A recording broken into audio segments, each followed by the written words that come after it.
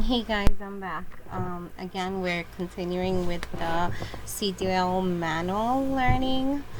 Learn to get your CDL with me at the same time. So, yesterday I left you guys with the questions that we had read, and I don't know if you guys figure how to answer them. But I thought that maybe my video was like my computer was dying, so I had no other choice not to give you the answer, so I had to do it that way. But I got the answers for you guys. So from what we learned, I will read the questions again and then give you the answers as well. So the first question is, how far ahead does the manual says you should look? So the manual says that you should look within 12 to 15 seconds ahead. That's in driving distance. I don't know if you guys remember that, but in driving distance, you are supposed to look 12 to 15 seconds ahead, which is a block ahead from where you're looking, without being too distracted and focusing ahead. Always remembering your surroundings and looking out for those who are crosswalking, you know what I mean. Walking across the crosswalk, the pedestrians, the bicyclists, the kids, and everything else that it's included, especially the motorcycle drivers. Watch out for those. And then the second question is, what are two main things to look ahead for? So the second question is, look for traffic. So look for the vehicles coming onto the highway into your lane or turning. Watch your brakes, lights from slowing vehicles. By seeing these things far enough ahead, you can change your speed. And then blah blah blah from what we read yesterday. So those are the main things that the main two things. So you're gonna watch for your brake, for brake lights, and you're gonna watch for incoming traffic into the highway. Those are the reasons on why to look ahead as well. So you might want to really look into it. Listen to the video again, and because the questions that I am answering, like I said before, might not be the same questions that you get when you go take the road test. So they might put the same questions in different ways. So you might want to go back and, listen to the video if you haven't gotten your manual yet. Number 3, what's your most important way to see the side and rear of your vehicle? So, what's your most important way to see the side? So the sides of the truck, they're talking about the truck, the vans, the side of it, or the back. So in question 3, have you noticed where we go for seeing for the side and rear? It says going on behind and to the side. Check your mirrors regularly. Check more often in special situation. So basically, you get off your vehicle and look around, before you decide to drive your truck and take off. So that is the way I would say to that. So anything close to that in the questionnaires, that would be your answer. Number 4 says, what does communicating mean in safe driving? So communicating, it's something that is very important.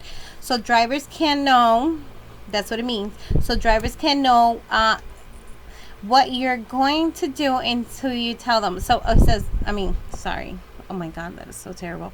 So it says, other drivers can't know what you're doing, what you're going to do until you tell them. So signaling what you intend to do is important for safety. There are some general rules for signaling. So if you guys notice that when we got our driver's license, we have the stop sign, the left, the right. You can do as well as those signal signs, using your hands.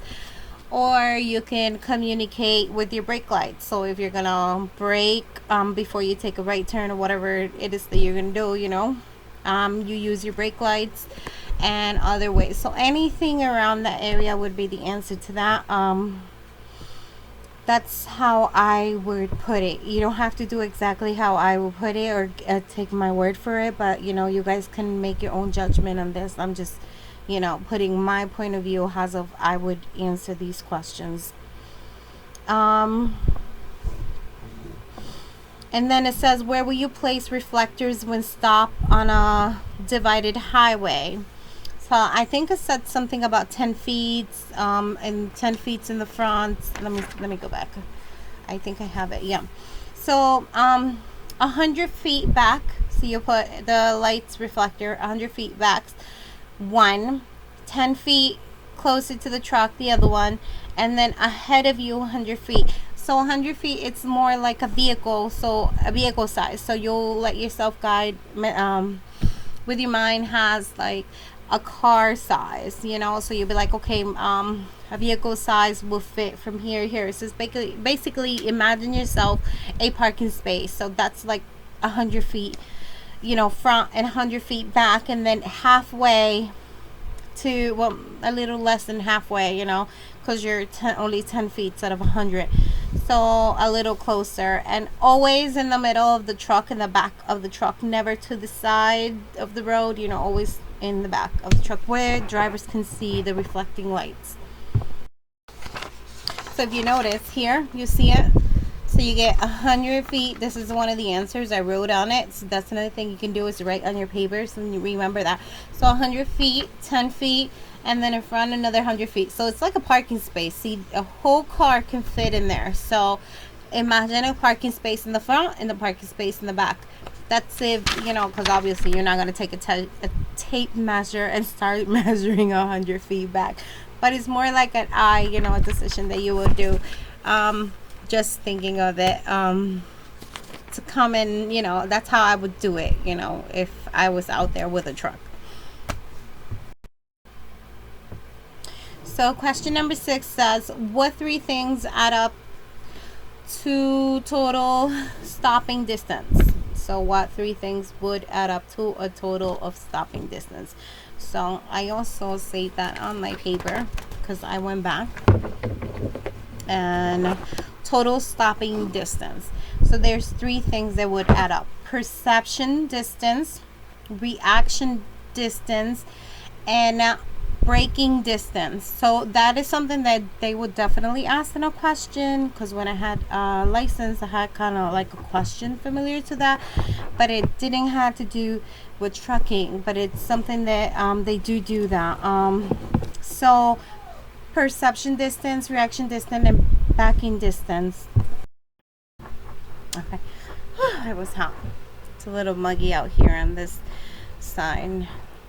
So number 7, if you go twice as fast, you will your stopping distance increase by 2 or 4 times? That's a question. So I put 4 times, which it is true. Over here, you know, it says when you double your speed from 20 to 40 miles, the impact is 4 times greater. So the higher you go, the twice the numbers grow. That's what I see it. Because if you go twice as fast, so you go 4 times, then it gets quicker. And then number 8, NT trucks have the best braking. True or false? So that's false. They don't have the best braking. So I have to move the pages under my computer. So it says designed to work. It says absorbent, brake tires, spring shocks. The best when the vehicle is fully loaded. Designed to work best when the vehicle is fully loaded. And then it says empty trucks require greater stopping. So that means that it's false, because it doesn't have the best braking on that situation. So it needs greater. So I would say it's false. What is hydroplaning? So, excuse me. Hydroplaning is like water skiing. The tires lose their contact with the road and have a little or no traction. So that's what hydroplaning is. What is black ice? I'm pretty sure everybody knows what black ice, but it's a thin layer that it is clear enough that you can see the road underneath. That is black ice. And then it says these questions all may be in the test. If you can't answer them all, read all subsection, which is 2 to 4, 2 to 5, and 2 to 6, which we actually already read that. How can you not answer them? Basically it's telling you go back and learn. So now we're going to section 2 to 7.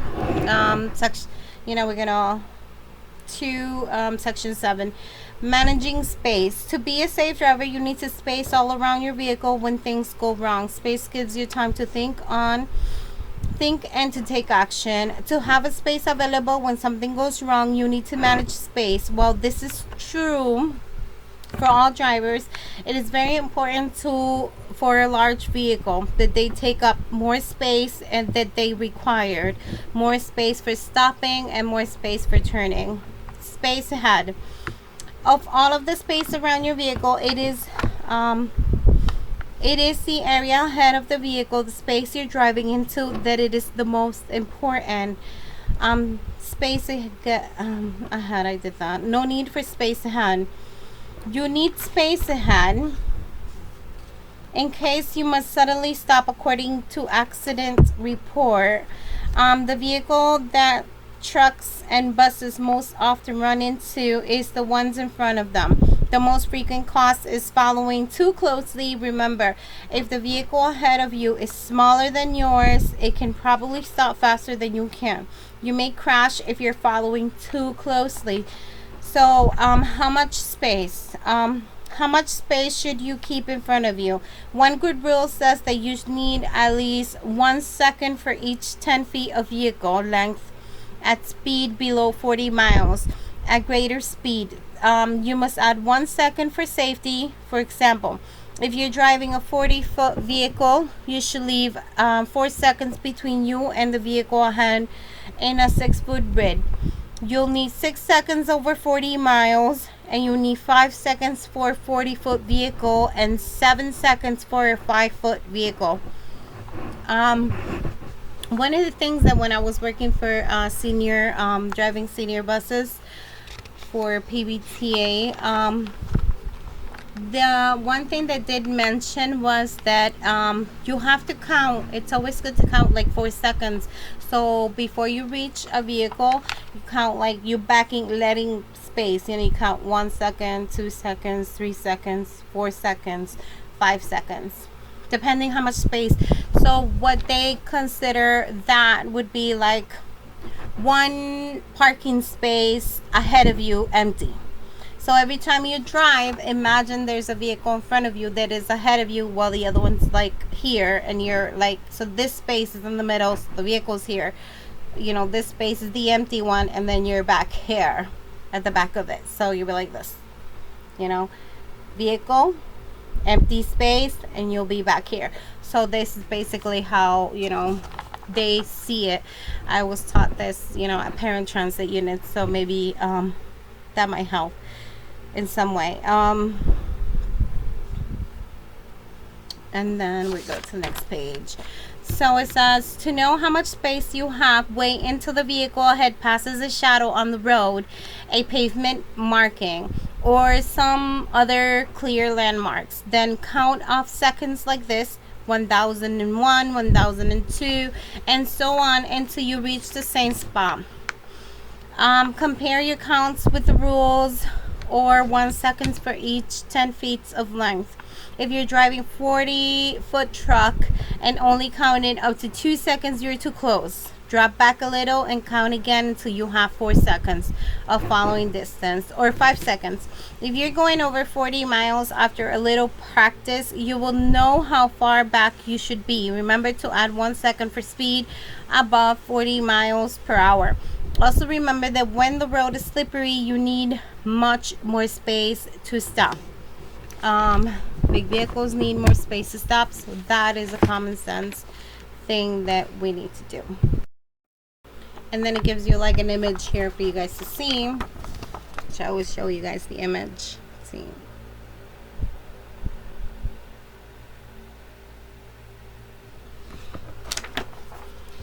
So it says heavy vehicle formula for time interval following distance. 1 second requires for each 10 feet of vehicle length and speed under 40 miles. Above 40 miles, use the same formula, then add 1 second for the additional speed.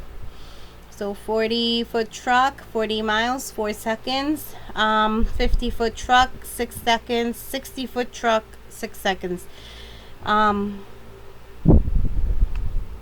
Space behind. You can't stop others from following you too closely, but there are things you can do to make it safer. Stay to the right.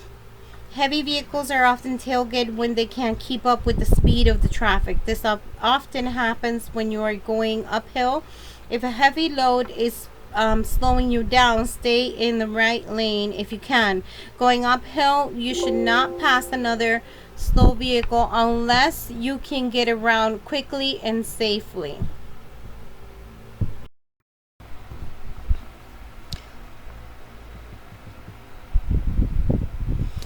Dealing with tailgaters safely. In a large vehicle, it's often hard to see whether a vehicle is close behind you. You may be tailgated.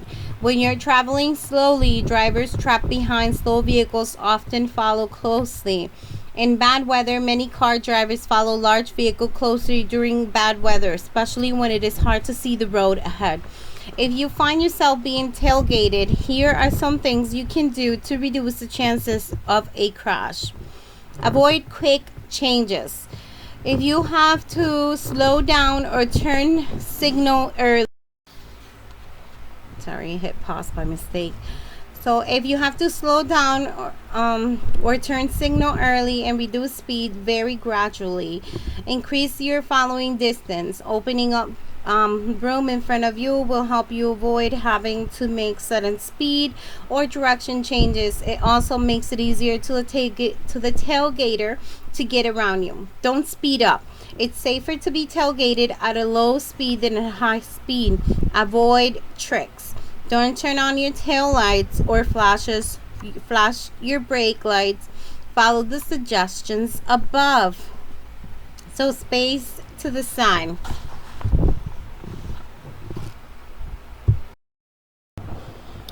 Commercial vehicles are often wide and takes up most of the lane. Safe drivers will manage what little space they have. You can do this by keeping your vehicle centered in your lane and avoid driving alongside others. Staying centered in a lane, you need to keep your vehicle centered in the lane to keep safe clearance on either side. If your vehicle is wide, you'll have little room to spare. There are two dangers in traveling alongside other vehicles. Another driver may change lanes suddenly and turn into you. You may be trapped when you need to change lanes. Find an open spot where you aren't near other traffic. When traffic is heavy, it may be hard to find an open spot. If you must travel near other side vehicles, try to keep as much space as possible between you and them. Also, drop back or pull forward so that you are sure the other drivers can see you. Strong winds. Strong winds makes it difficult to stay in your lane. The problem is usually worst for lighter vehicles. This problem can be especially bad. Yes, when I was a driver for a paratransit unit, I had a lot of problems with the wind. So yeah, careful with that. Coming out of tunnels, don't drive alongside others if you can avoid it. Space overhead. Hitting overhead objects is a danger. Make sure you always have overhead clearance. Don't assume that the height posted at the bridge and overpasses are correct. Repaving or packed snow may have reduced the clearance since the height was posted. The weight of a cargo van changes as high. An empty van is higher than a loaded one that you got under a bridge when you were loaded. Does not mean that you can do it when you are empty. If you doubt you will have a safe space to pass under an object, go slowly. If you aren't sure you can make it, take another route. Warnings are often posted on low bridges or underpasses, but sometimes they're not. Some roads can cause a vehicle to tilt. There can be a problem clearing objects along the edge or the road, such as a sign, tree, bridge, support. Where is a problem? Drive a little closer to the center of the road. Before you back into an area, get out and check for overhanging objects such as trees, branches, or electric wire. It's easy to miss seeing them while you're backing, so check for other hazards at the same time. Space below. Many drivers forget about the space under their vehicle. That space can be very small when a vehicle is heavy loaded. It is often a problem on a dirt road and in paved yards. Don't take a chance on getting hung up. Drained channels across roads can cause the end of some vehicles to drag. Cross such depression carefully.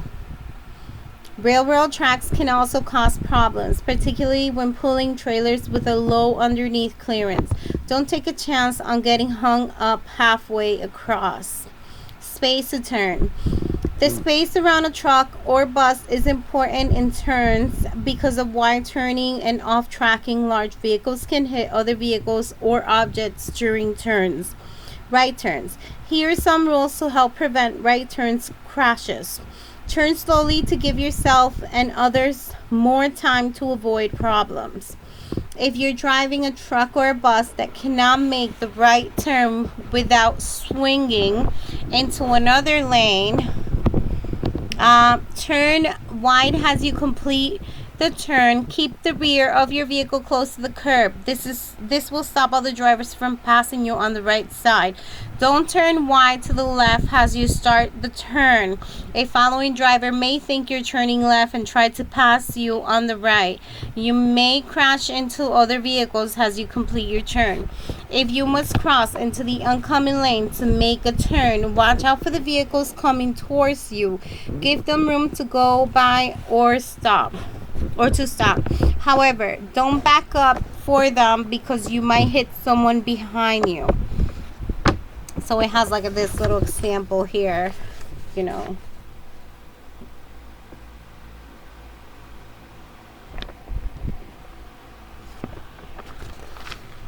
It says left turn. On a left turn, make sure you have reached the center of the intersection before you start the left turn. If you turn too soon, the left side of your vehicle may hit another vehicle because of tracking. If there are two turning lanes, always take the right turn lane. Don't start in the side lane because you may have to swing right to make the turn. Drivers on your left can be more readily seen. And then it has another example here. The wind, the fan.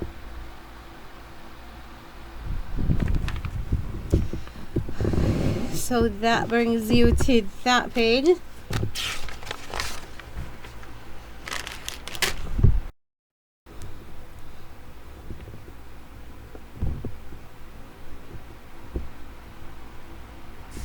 Space needed to cross or enter traffic. Be aware of the size of weight on your vehicle when you cross or enter traffic. Here are some important things you keep in mind. Because of slow acceleration and the space, large vehicles require you to need a much larger gap to enter traffic than you would in a car. Acceleration vehicles with the load allows more room if your vehicle is heavy loaded. Before you start cross a road, make sure you can get all the way across before traffic reaches you. It's like a little race. No, just kidding. Seeing hazard. Importance of seeing the hazard. What is a hazard? A hazard is any road conditions or other road users, driver, bicyclists, pedestrians. That is a possible danger. For example, a car in front of you is headed towards the freeway exit, but his brake light comes on and he begins braking hard.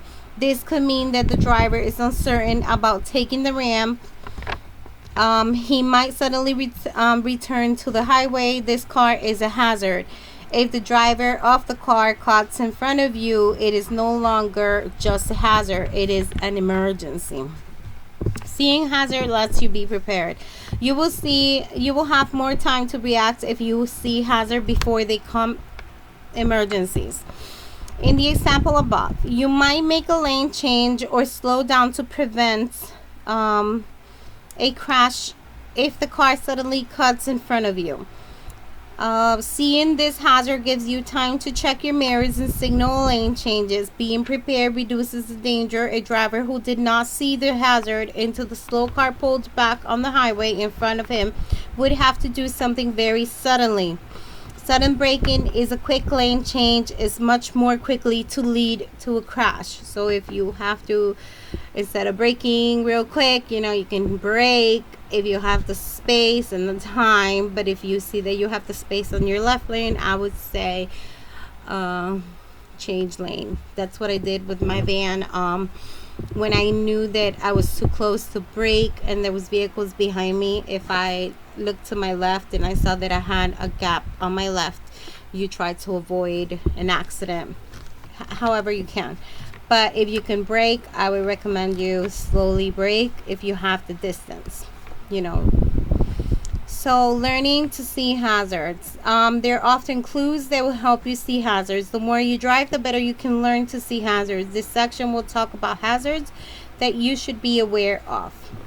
Hazardous roads. Move over law. The incidents of law enforcement officers, emergency medical services, fire department personnel, and people working on the road are being struck while performing duties in the roadsides are increasing at a frightening pace. So leasing the problem move over law have been enacted, which requires drivers to slow down and change lane when approaching a roadside incident or emergency vehicle. Signs are posted on roadways and state that have such law. When approaching an authorized emergency vehicle, stop on the roadside or a work zone. You should proceed with caution by slowing and yielding the right of way by making a lane change into the lane not next to that of the authorized emergency vehicle or work zone. If safety and traffic conditions permit, if a lane change is unsafe, slow down and proceed with caution while maintaining a safe speed for traffic condition. Slow down and be very careful if you see any of the following road hazards. Work zone. When people are working on the road, it is hazard. They may be narrow lanes, sharp turns, or uneven surface. Other drivers are often distracted and drivers unsafely. Workers in construction vehicle may get in the way. Drive slowly and carefully near work zone. Use your four-way flashers and brake lights to warn other drivers behind you. Drop off. Sometimes the pavement drop off sharply nears the edge of the road. Driving too near the edge can tilt your vehicle towards the side of the road. This can cause the top of your vehicle to hit roadside objects, signs, tree limbs. Also, it can be hard to steer as you cross the drop off going off the road or oncoming back on. Foreign objects. Things that have fallen on your road can be hazard. They can be dangerous to you. Your tires, the wheels, the rims. They can damage electrical and brake lines. They can be caught between dual tires and cause severe damage. Some obstacles that appear to be harmless can be very dangerous. For example, cardboard boxes may be empty, but they may also contain some solid or heavy material capable of causing damage. The same is true for paper and cloth sacks. It is important to remain alert for objects or all sorts so you can see them early enough to avoid them without making sudden unsafe moves. I really never thought about the cardboard boxes, and I usually with my car I would see it and it's flying and I say whatever, just fly over it, but I really never thought of it. But yeah, in a bigger vehicle they got the double tires, so yeah, I would say that would be something. Plus, they can make you slide. Off ramps, on ramps. Freeways and turnpike exit can be particularly dangerous for commercial vehicles. Off ramps and on ramps often have speed limit signs posted. Remember, these speeds may limit signs posted. This speed may be safer for automobiles. Sorry, I had to read that double. But may not be safe for larger vehicles or heavy loaded vehicle. Exits that go downhill and turn in the same time can be especially dangerous. The downgrade makes it difficult to reduce speeds. Braking and turning at the same time can be a dangerous practice. Make sure you're going slowly enough before you get on the curve part. Off and off ramp or on ramp. Drivers who are hazards. In order to protect yourself and others, you must know when other drivers may do something. Like, you can read people's mind. Nope, but you can read some of their movements while you're on the road. So, hazardous, some clues to this type of hazard are discussed below. Block vision. People who can see others are people who can't see others are very dangerous hazards. Be alert for drivers whose vision is blocked. Vans, loaded station wagons, and cars with the rear window. Blocks are examples. Rental trucks should be watched carefully. They're driven are often not used for the limited vision they have to the sides and rear of the truck. In winter, vehicles with frosted ice cover or snow cover windows are hazards. Vehicles may be partially hidden by blinds, intersection, or alleys. If you only can see the rear or the front end of the vehicle, but not the driver when he or she can see you, be alert because she may not back out or enter into your lane. Always be prepared to stop. Delivery trucks can present a hazard.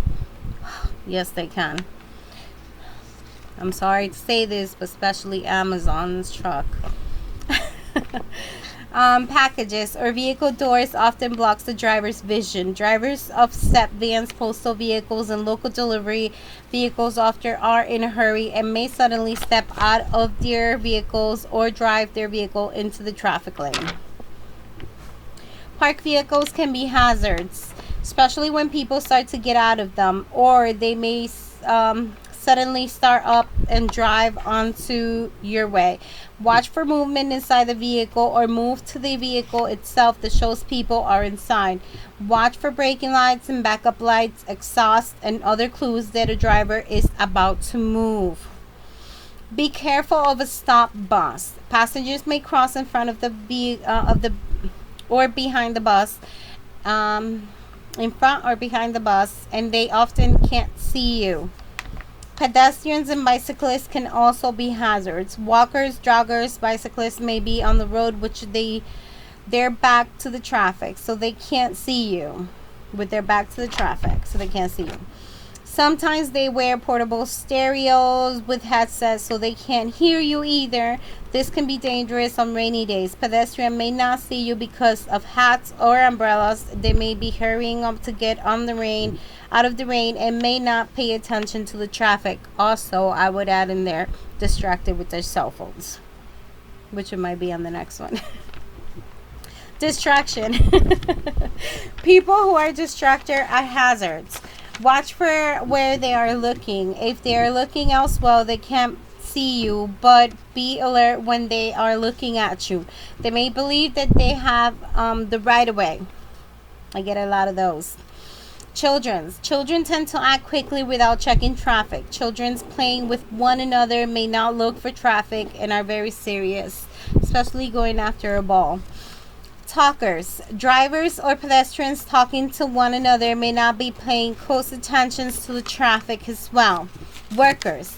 People working on an or near the road are hazard clues. The workers create a distraction for other people, and the workers themselves may not see you. Ice cream trucks. Some selling ice cream is a hazard clue. Children may be nearby and may not see you. Disable vehicles. Drivers changing a tire or fixing an engine often do not pay attention to the danger of the road traffic. It is to them. They are often careless. Jacked up wheels or race hoods are hazard clue, like the one I saw not too long ago in the highway with all four doors open, and then two of their doors were bright, like in the highway lane. Some people don't think.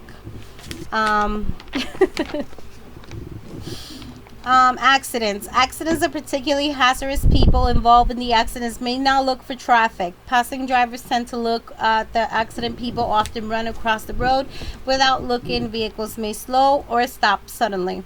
Shoppers. People in and out around shopping areas are often not watching traffic because they are looking for stores or looking into their windows, into other store windows. Confused drivers. Confused drivers often change directions suddenly and stop without a warning. Confusion is common near freeways or turnpike, interchange, and major intersection. Tourists unfamiliar with the area can be very hazardous. Clues to tourists include car, top luggage, and out of state license plate. Unexpected action, stopping in the middle of a block, changing lanes for no apparent reason, backing up lights suddenly, going on are clues to confusion. Excuse me. Hesitation is another clue, including driving very slowly, using brakes often, or stopping in the middle of an intersection. You may also see drivers who are looking at street signs, map, and house numbers. These drivers may not be paying attention to you. Slow drivers. Motorists who fail to maintain normal speeds are hazards. Seeing slow-moving vehicles early can prevent a crash. Some vehicles, by their nature, are slow, and seeing them is a hazard clue. Mopped farm machinery, construction machinery, tractor trailers, etc. Some of these will have the slow-moving vehicle symbol to warn you this is a red triangle with an orange center. Watch for it. Driver signaling a turn may be a hazard. Driver signaling a turn may slow more than expected or stop. If they're making a tight turn into an alley or driveway, they may go very slowly. If pedestrians or other vehicles block them, they may have to stop on the road. Vehicles turning left may have stopped for oncoming vehicles.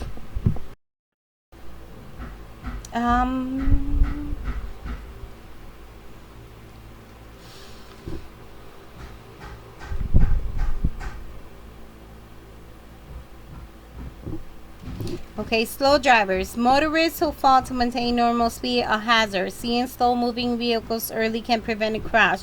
Some vehicles, by their nature, are slow, and seeing them is a hazard clue. And I already mentioned these areas here. I had to read it again because I lost my space. Driver signaling a turn may be a hazard. Driver signaling a turn may slow more than expected or stop. If they're making a tight turn into an alley or driveway, they may go very slowly. If pedestrians and other vehicle block them, they may have to stop on the roadway. Vehicles turning left may have to stop for oncoming vehicles. Drivers in a hurry. We get a lot of those over here.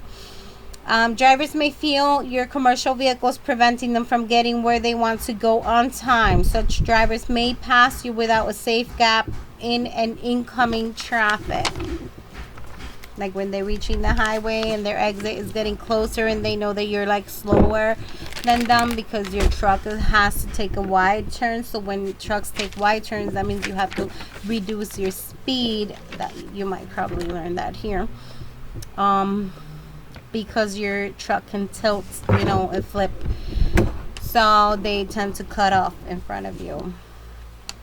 Cutting too close in front of you. Drivers entering the road may pull in front of you in order to avoid being stuck behind you, causing you to brake. Be aware of this and watch for drivers who are in a hurry. Impaired drivers. Drivers who are sleepy, have too much to drink, are on drugs, or who are ill are hazards. Some clues to these drivers are waving across the road or drifting from one side to another.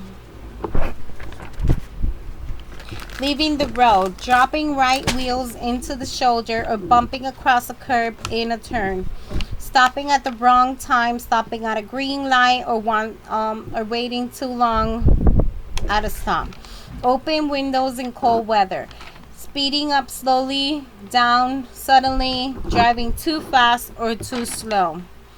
Be alert for drunk drivers and sleepy drivers late at night. There's a lot of trucks that do that.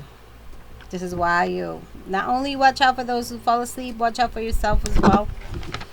Driver's body movement at a clue. Drivers look in the direction they're going to turn. May sometimes get a clue from a driver head and body movement that a driver may be going to make a turn even though the turn signal aren't on. Drivers making over the shoulder check may be going to change lanes.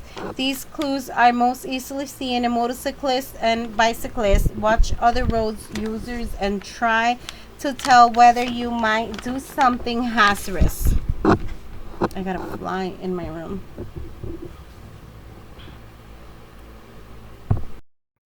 Conflicts. You are in conflict when you have to change speed and or direction to avoid hitting someone. Conflict occur at intersections where vehicles meet or merge, such as turnpike or ramps, and where there are needed lanes change, such as the end of the lane forcing a move to another lane or traffic. Other situations include slow moving or stalled traffic in a traffic lane. An accident scene. Watch for other drivers who are in conflict because they are a hazard to you. When they react to this conflict, they may do something that will put them in conflict with you as well. Always have a plan. Yeah, you're going to get on your truck and every day make a plan. You should always be looking for hazard. Continue to learn to see hazards on the road. However, don't forget why you're looking for the hazards. They may turn into emergencies. You look for the hazards in order to have time to plan a way out of any emergency. When you see the hazard, think about the emergency that could develop and figure out what you would do. Always be prepared to take action based on your plans. In this way, you will be prepared defensively driver. You will improve your own safety and well as the safety of all road users. So, and then here we got the 6 questions that go with this, and this will be the last of this section 2728. So test your knowledge. How do you find out how many seconds of following distance space you have? That is a question that you should know. And if you don't know it, then I'll tell you.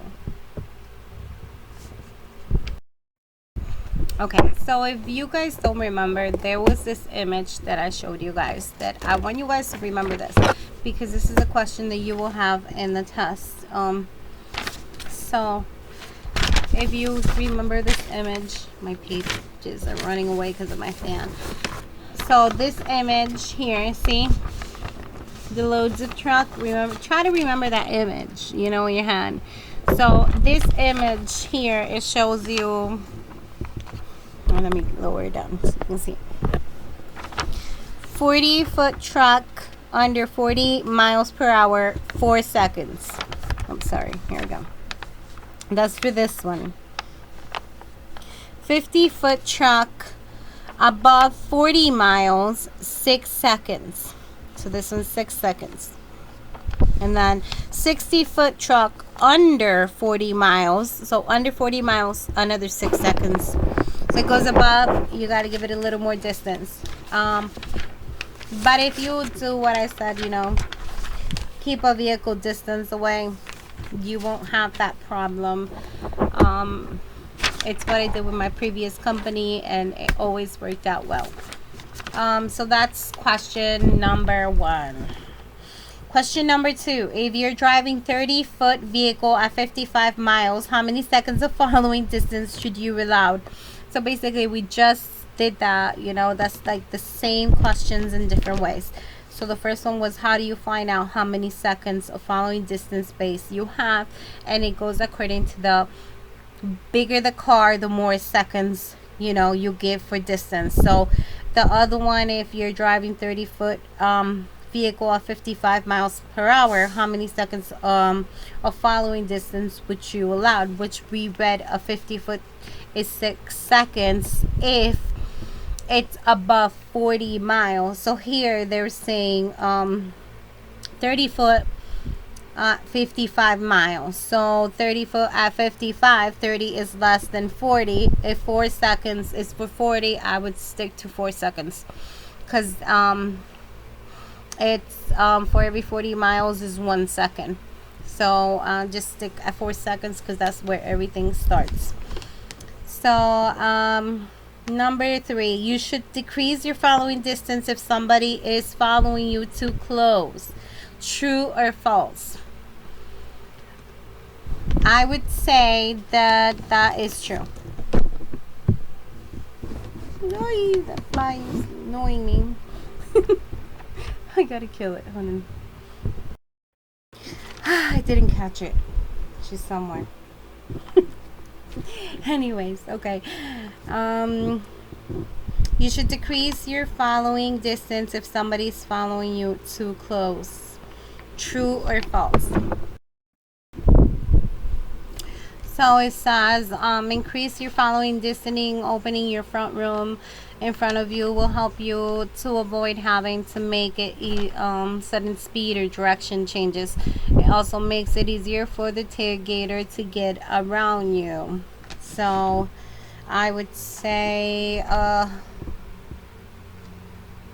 you should decrease your following distance if somebody following you too close. I would say no, but at the same time I would say it's true. I think there got to be another answer to that, because if somebody's following you very closely, the slower you go, usually people try to cut you off, like go around you, you know. I was always taught that if you're on a vehicle, on a van, you know, and you slow down, the people behind you, they'll be like, oh, this is a turtle, you know, and they'll pass you. So they'll go around you and, you know, avoid being too close to you. So yeah, you can also put signaling, you know, that would be my answer, you know, but I would say you can increase your distance, but I don't think it's something that you should unless it's necessarily, because the more you increase your speed, the higher the risk you are, depending on how the traffic is. But I would say true. If you swing side with the left before turning right, another driver may try to pass you on the right. True or false? If you swing wide to the left before turning right, another driver may try to pass you on the right. True or false? I say that's true. Because if you're on the, okay, so let's say you're the truck, and remember how they changed, they posted these images. Let me see if I can show you an example. These images here. So you're here, so if you swing wide to the left, they can pass you thinking that you're going to take like another, but you know, you got to stay like that. That would be the proper way of doing it. So you see how it is to that.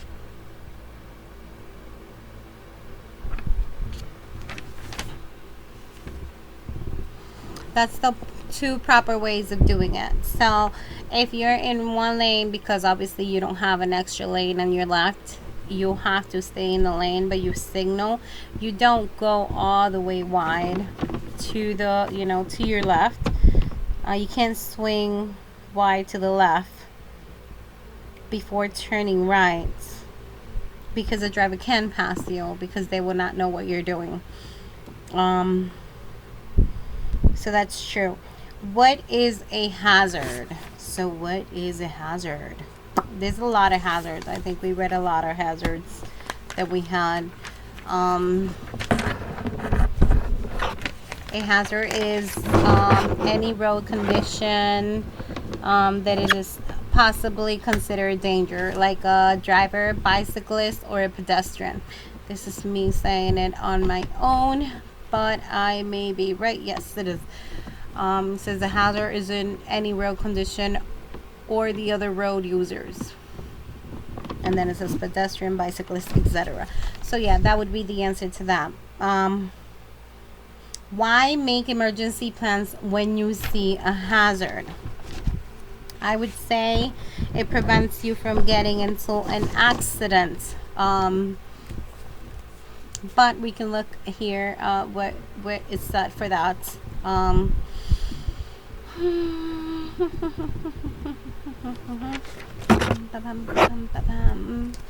Making an emergency.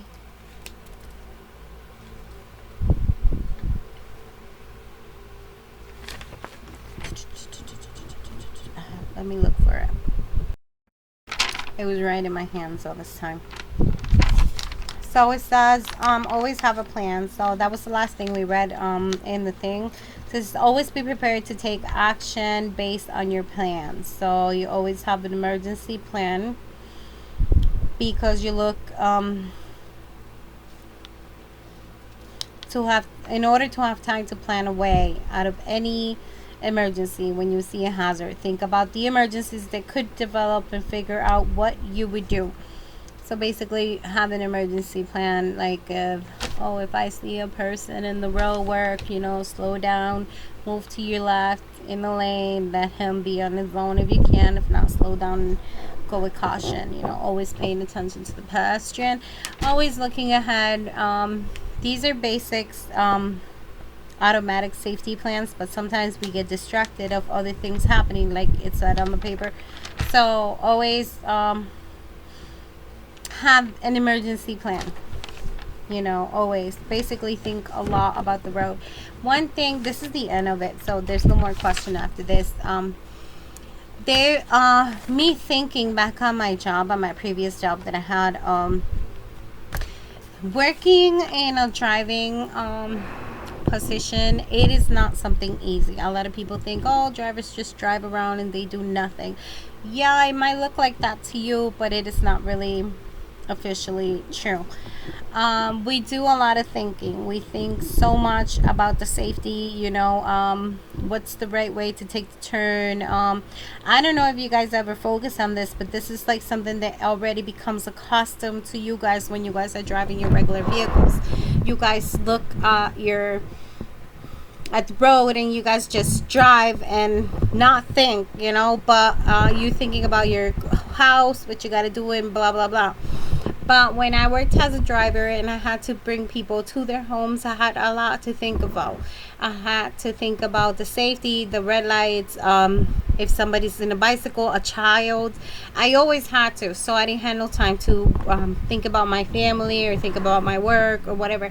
Sometimes, yes, those thoughts goes through your head, but then as your driver, you have to always be focused on the road, and you cannot let your daily life affect your regular job situation. So I hope that you guys have learned something today. If not, then go again, go and watch the video again. Share this video.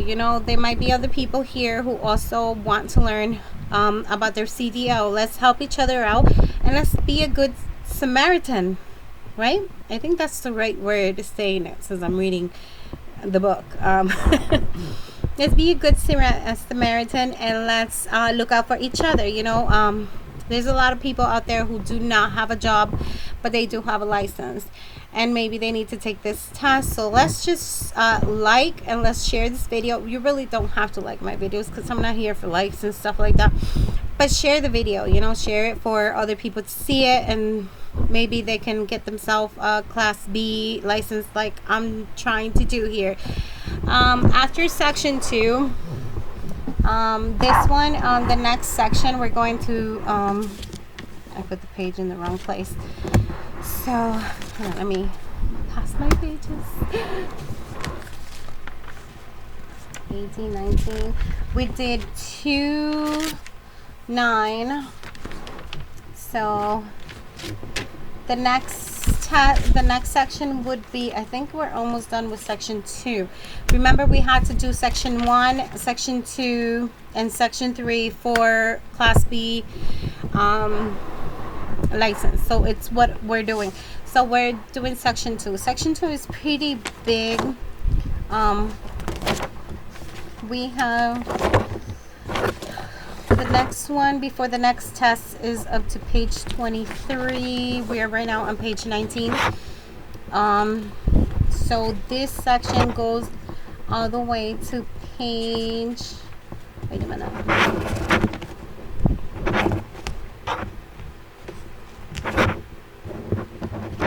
Yeah. It's 32, 33. It's pretty big. Yeah, till page 42. So section 2 goes all the way to page 42.